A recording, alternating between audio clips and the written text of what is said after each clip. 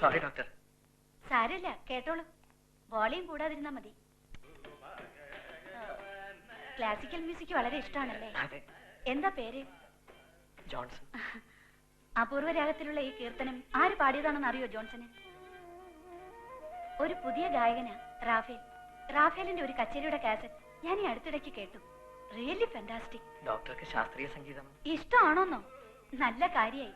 ഒരു സംഗീതജ്ഞയാകണമെന്നായിരുന്നു എന്റെ ആഗ്രഹം. എന്ത് ചെയ്യാം, ഡോക്ടറായി പോയി. ഡോക്ടർ നമ്പ്യാരുടെ പേഷ്യന്റ് ആണല്ലേ? അതെ. എന്താ അസുഖം? തൊണ്ടയ്ക്കൊരു ചെറിയ വേദന. ആ, എന്ത് അസുഖത്തിനും സംഗീതം ഒരു നല്ല മരുന്നാ. Good morning.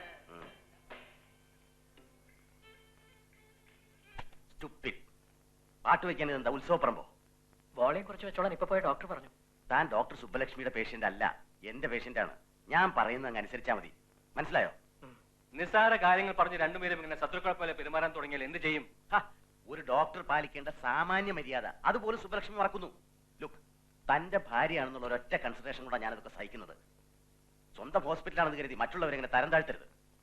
നമ്പ്യാരുടെ പേഷ്യന്റ് മുറിയിൽ സുബ്ബലക്ഷ്മിക്ക് എന്താ കാര്യം? ഓ, അപ്പോഴേക്ക് MD-യുടെ അടുത്ത് കംപ്ലൈന്റ് എത്തിക്കഴിഞ്ഞോ? മിസ്റ്റർ നമ്പ്യാർ, നിങ്ങളുടെ പേഷ്യന്റിന്റെ മുറിയിൽ ഒരു വിസിറ്റർ എന്ന നിലയിലാണ് ഞാൻ കയറിയത്. അവിടെ വിസിറ്റേഴ്സിനെ നിരോധിച്ചിട്ടൊന്നുമില്ലല്ലോ. ആ റൂമിൽ പാട്ട് വയ്ക്കാൻ എന്തിനു അനുവാദം കൊടുത്തു? ആ വാർഡിൽ പല ഹൃദ്രോഗികളുള്ളതാണ്. അല്പം സംഗീതം കേട്ടതുകൊണ്ട് ആരുടെ ഹൃദയം അങ്ങനെ പൊട്ടിപ്പോകുന്നില്ല. സംഗീതം കൊണ്ട് രോഗങ്ങൾ വരെ മാറ്റാൻ കഴിയുമെന്ന് ആധുനിക വൈദ്യശാസ്ത്രം തെളിയിച്ചിട്ടുണ്ട്. പരീക്ഷണങ്ങളൊക്കെ സ്വന്തം രോഗികളുടെ അടുത്ത് മതി. എന്റെ പേഷ്യന്റ് വെറുതെ വിട്ടേക്കൂ. It's A request. എന്താ ലക്ഷ്മി ഇത്? അയാൾക്ക് കോംപ്ലക്സാ, അല്ലെങ്കിൽ എന്നോടുള്ള ഒരു തരം പ്രൊഫഷണൽ ജലസ്, അത്രേ ഉള്ളൂ. നമ്പ്യാരുടെ സ്വഭാവം നിനക്ക് അറിഞ്ഞൂടെ? കൂടെ പഠിച്ചിരുന്ന ഫ്രണ്ട്സിനെ സ്റ്റാഫാക്കി വെച്ച് എങ്ങനെയൊക്കെ ഇരിക്കും. Okay, leave it.